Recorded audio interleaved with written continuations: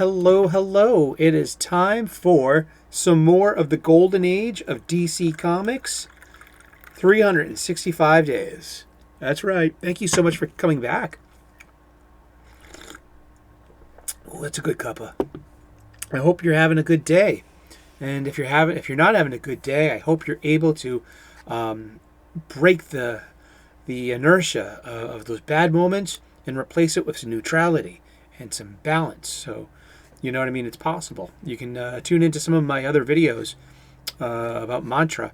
And so if you're having a bad day, I got some mind bullets, some superhero powers for you to defeat your nemesis, your own negative self-talk.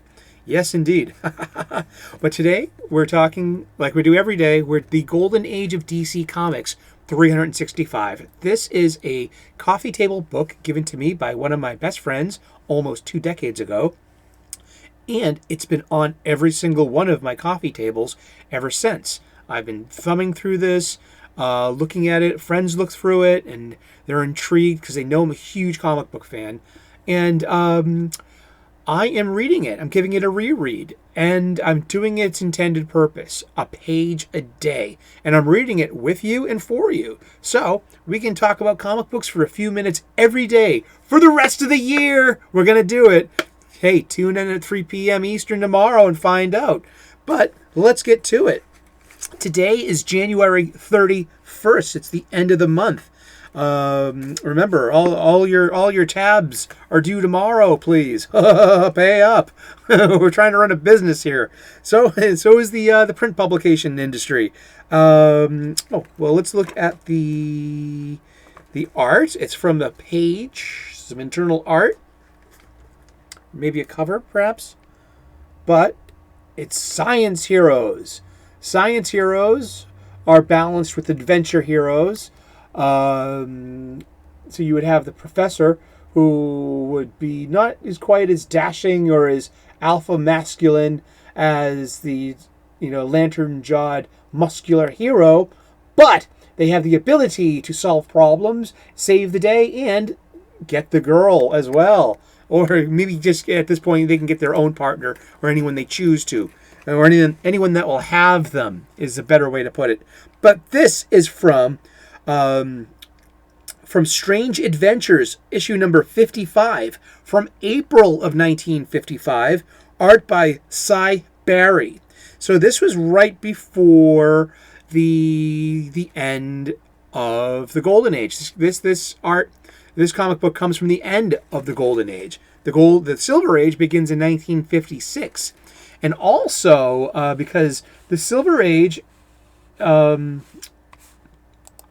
it coincides with the great space race between the two world superpowers, the United States of America and the Soviet Union, the USSR.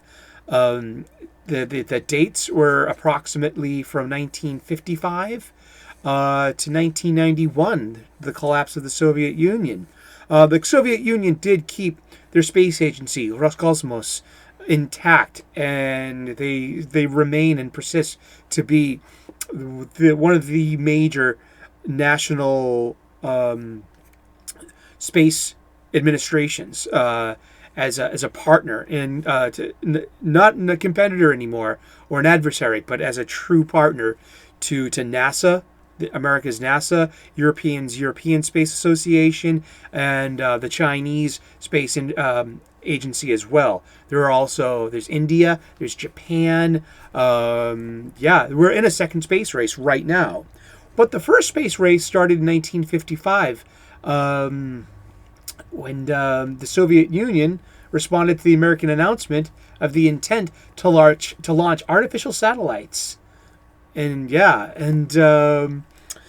then it was a sea change in culture.